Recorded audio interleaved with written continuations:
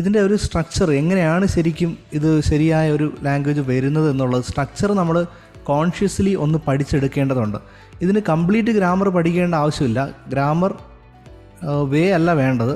പക്ഷേ ഇപ്പോൾ കറക്റ്റായിട്ട് പറഞ്ഞു കഴിഞ്ഞാൽ ഇപ്പോൾ ടെൻസ് എന്ന് പറയുന്ന ഒരു ടോപ്പിക്കുണ്ട്, ഗ്രാമർ ടോപ്പിക്കാണ്. രണ്ട് രീതിയിൽ നമുക്ക് പഠിക്കാം. ഒന്നെന്ന് പറഞ്ഞു കഴിഞ്ഞാൽ നമ്മൾ ടെൻസ്, പ്രസൻറ്റ്, കണ്ടിന്യൂസ് എന്നൊക്കെ പറഞ്ഞ് അതിൻ്റെ പേരൊക്കെ ഇട്ട് തിയറി വശങ്ങളിൽ പോയി പഠിക്കുന്ന ഒരു മെത്തേഡുണ്ട്. അത് ബോറിങ് മാത്രമല്ല, അത് നമുക്ക് ലാംഗ്വേജിനെ തിരിച്ച് ഉപയോഗിക്കാൻ പറ്റില്ല.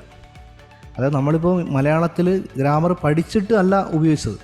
ഫസ്റ്റ് നമ്മൾ യൂസ് ചെയ്ത് ഫ്ലുവൻ്റായി അതിനുശേഷം നമുക്ക് ആ ഗ്രാമർ ഇപ്പോൾ പറഞ്ഞാൽ നമുക്ക് എളുപ്പത്തിൽ പിടികിട്ടും Malayalam. Yes or no? Okay. So ഇങ്ങനെ ഒരു വഴി ഇംഗ്ലീഷിനകത്തും എക്സിസ്റ്റ് ചെയ്യുന്നുണ്ട്. നമ്മളിത് ഈ പറയുന്ന പോലെ 24 hours ഇംഗ്ലീഷ് ബോധപൂർവം കേൾക്കുകയും കാണുകയും ഉപയോഗിക്കുകയൊക്കെ ചെയ്യാമെങ്കിൽ നമുക്ക് സംസാരിക്കുമ്പോൾ ഇപ്പോൾ മലയാളത്തിൽ ഞാൻ നാളെ വന്നു എന്ന് പറയുമ്പോൾ നമുക്ക് പെട്ടെന്ന് അത് തെറ്റാണെന്ന് പിടികിട്ടും. അതിന് നമ്മളത് പാസ്റ്റ് ടെൻസ് പ്രയോഗമാണോ, ഫ്യൂച്ചറിൽ ഇത് വരണോ, ഇങ്ങനെയുള്ള തിയറി ഒന്നും അറിഞ്ഞിട്ടില്ല. പക്ഷേ അത് നമ്മൾ കേൾക്കുമ്പോൾ നമുക്ക് തരാൻ തോന്നും. പക്ഷേ ഇംഗ്ലീഷിൽ നമ്മളൊരു തെറ്റ് വരുത്തുമ്പോൾ നമുക്ക് തെറ്റാണെന്ന് പിടികിട്ടത്തില്ല. കാര്യം എന്താണ്? നമ്മുടെ ഉള്ളിൽ ആ സ്റ്റഫില്ല, ആ സ്ട്രക്ചർ കിടപ്പില്ല കമ്പയർ ചെയ്യാൻ വേണ്ടിയിട്ട്.